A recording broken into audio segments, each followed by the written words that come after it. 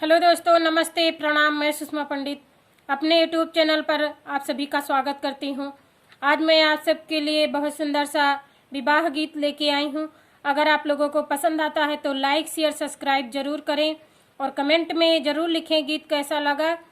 और वीडियो को फुल वॉच कीजिएगा, बीच में स्किप बिल्कुल मत कीजिएगा, नहीं तो गीत का नहीं आनंद आएगा।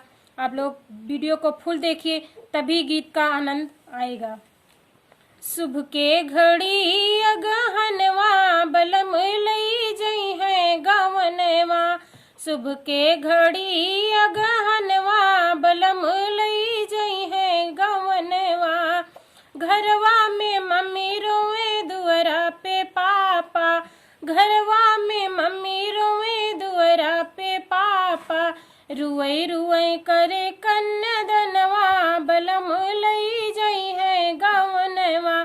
शुभ के घड़ी अगहनवा बलम लई जई है गवनवा। शुभ के घड़ी अगहनवा बलम लई जई है गवनवा।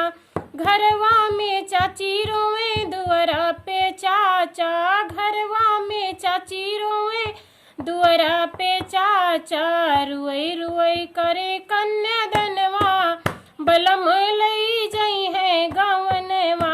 रुई रुई करे कन्यादनवा बलम लई जई है गवनवा।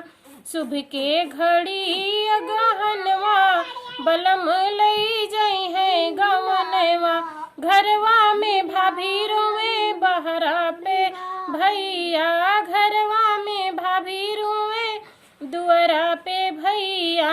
रुई रुई करे कन्यादनवा बलम लई जई है गवनवा। शुभ के घड़ी अगहनवा